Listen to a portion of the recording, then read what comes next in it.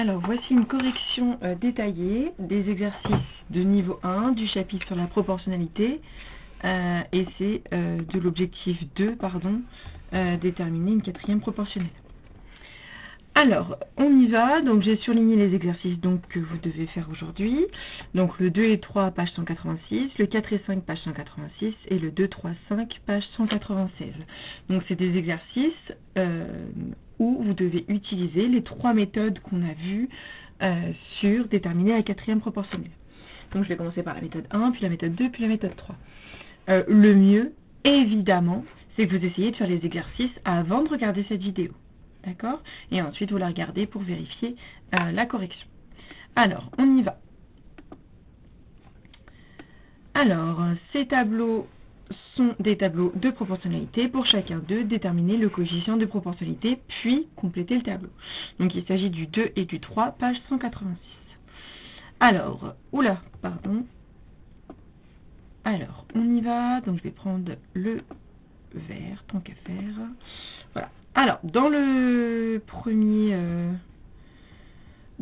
tableau, on va essayer de voir comment on peut faire pour passer de 2 à 6. Bon, c'est plutôt facile quand même. Pour passer de 2 à 6, il faut du coup multiplier par 3. 2 fois 3, ça fait 6. Donc du coup, pour compléter la suite, c'est assez simple. 7 fois 3, ça fait 21.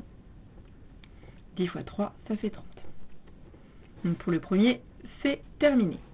Le deuxième, on veut passer de 5 à 25. 5 fois 5, 25. Et donc du coup, pour compléter le tableau, encore une fois, c'est facile, il suffit de multiplier par 5. Donc 7 fois 5, 35. Et 12 fois 5, 60. Voilà pour l'exercice 2. On passe à l'exercice 3. Alors, donc on veut passer de 9 à 81. Donc 9 fois 9, 9 fois 9, 81. 11 fois 9, 99. Et 17 fois 9, ça fait 153. Ok, là on veut passer de 10 à 25. Pour passer de 10 à 25, du coup c'est un nombre à virgule. Alors, soit vous êtes à l'aise avec les multiplications par 10, ce qui devrait normalement être le cas, soit si on n'a aucune idée, comme d'habitude, on fait 25 divisé par 10. Et ça nous donne 2,5. Alors là c'est pareil, il suffisait de faire 6 divisé par 2, 25 divisé par 5, 80 divisé par 9.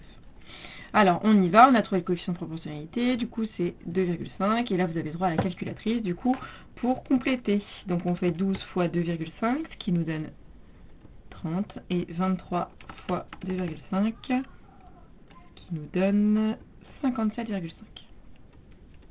Voilà pour la méthode 1, c'était de coefficient de proportionnalité assez facile, soit des nombres entiers, soit des nombres décimaux, mais je vous l'avais dit dans la vidéo de cours, ça peut être plus compliqué avec des fractions. Pour l'instant, on ne le fait pas. On passe aux exercices 4 et 5, page 186, qui correspondent à la méthode 2, c'est-à-dire utiliser la linéarité. Donc là, c'était dit dans l'énoncé. Les deux tableaux suivants sont des tableaux de proportionnalité. Complétez chacun d'eux sans chercher le coefficient de proportionnalité. Donc là, on n'utilise pas la méthode 1, on essaie de trouver des liens entre les différentes colonnes, que je vais essayer de faire du mieux que je peux. Alors, 3 par rapport à 12, c'est 4 fois plus grand. Donc, ici, c'est pareil, je multiplie par 4. Donc, 2 fois 4, ça fait 8. Ensuite, pour passer de 12 à 15, c'est pas évident. Donc, je vais plutôt essayer de passer de 3 à 15, qui est du coup beaucoup plus facile. Il suffit de multiplier par 5. Donc, 3 fois 5, ça fait 15. Donc, ici, on multiplie par 5 aussi, donc ça donne 10. Voilà pour le premier tableau. On passe au deuxième tableau. Alors 15 c'est 3 fois plus grand que 5. Donc là, 6, ça devrait être du coup aussi 3 fois plus grand. Donc c'est égal à 18. Et ça fait la même chose que tout à l'heure.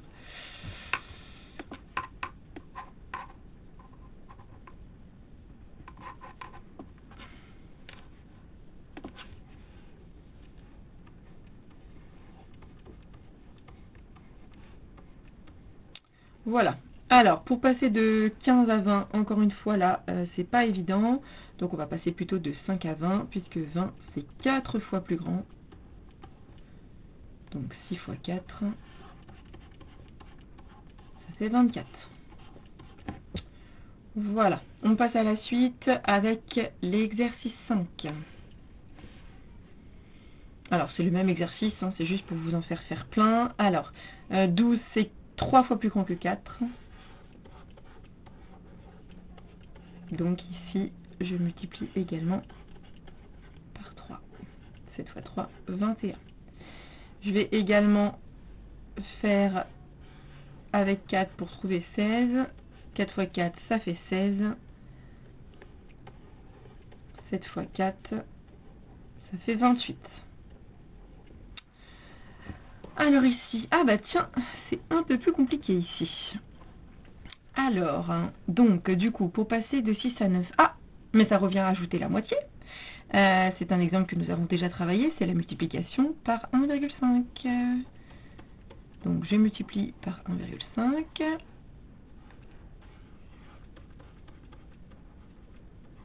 Donc je rajoute la moitié, ça donne 12.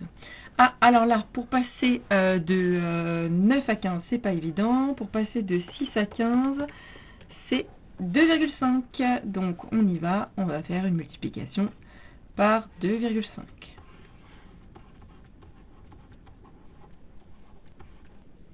Alors celle-ci, elle était un petit peu moins évidente à trouver.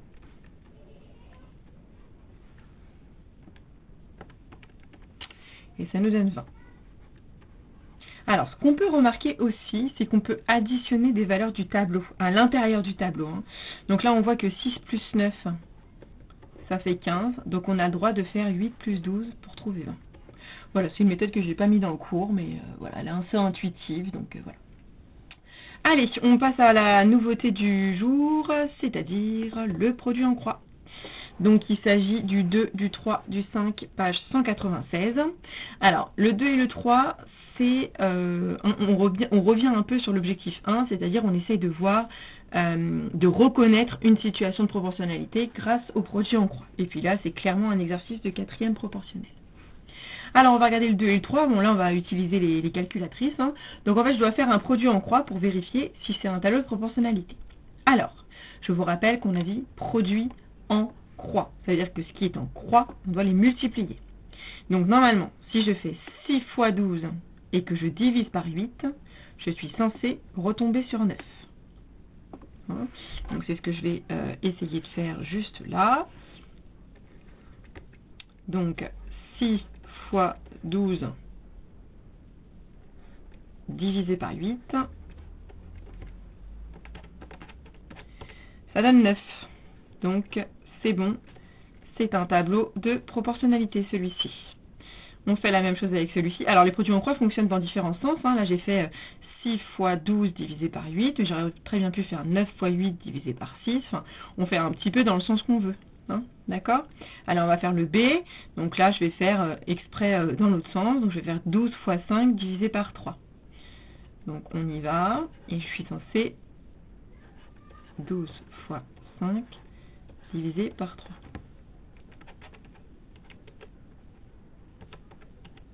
Ça fait 20. Donc, c'est bon. Lui aussi, c'est bien un tableau de proportionnalité. On passe au troisième tableau.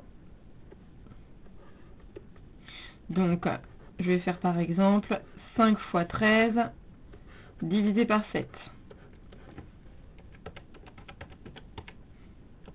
Ah, ça fait 9,28 patati patata. Donc, 5 fois 13 divisé par 7, ça ne fait pas 11. Donc, celui-ci, ce n'est pas un tableau de proportionnalité. Et on passe au D. Donc, je vais faire 13 fois 15 divisé par 5 et vérifier, est-ce que ça fait 39? 13 fois 15 divisé par 5, ça fait 39. Donc, ça marche aussi. Donc, ils sont tous proportionnels, sauf le numéro 3. Donc, celui-ci, bye bye, ce n'est pas un tableau de proportionnalité. Allez, on va corriger le 3 maintenant. Donc là, il fallait faire directement à la calculatrice. Donc je fais 8,2 fois 7,2 divisé par 6,4 et ça me donne 9,225. Donc celui-ci, ça ne marche pas. Ensuite, je continue 6,20 multiplié par 20,28 que je divise par 8,06 et ça me donne 15,6. Donc celui-ci, c'est OK. Ensuite, on fait 12,2 fois 142,2 divisé par exemple par 97,8 et ça fait 17,73. Donc je suis désolée, mais ça ne marche pas. Et on fait 26 fois 28,8 par exemple divisé par 24 et ça fait 31,2. Donc celui-ci, ça marche aussi. Super. Alors on va s'intéresser maintenant à mon objectif quand même de la quatrième proportionnelle. Donc là cette fois-ci, ça va être à nous de calculer. Alors, donc pour le premier, donc on va faire évidemment des produits en croix puisque c'est la méthode qui est demandée et c'est la méthode que nous sommes en train de travailler. Alors, on y va. Donc pour le premier, on va faire un produit en croix. Donc on va faire 300 fois 900 divisé par 500.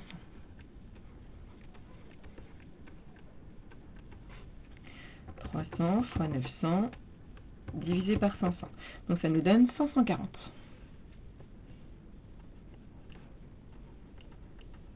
Donc la valeur qui va ici, c'est 540. On passe maintenant au B. Donc le B ici, on va faire 14 fois 22. Je vous rappelle que c'est ceux qui sont en croix, en diagonale, qu'il faut multiplier. Et on divise par le dernier nombre. 14 fois 22 divisé par 8, ça fait 38,5. Ensuite, alors maintenant, on passe au C. Donc on va faire 45 fois 51 divisé par 17. Oh, pardon, j'ai oublié de compléter ici. Alors, 45 fois 51 divisé par 17, ça fait 135. Et enfin le D.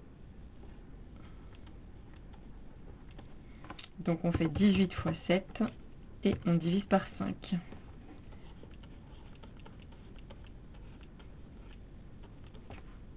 Et ça nous donne 25,2. Voilà pour la correction. Donc là, on a vu les 3 méthodes détaillées, donc il va falloir pousser maintenant un peu plus les exercices. Bon courage!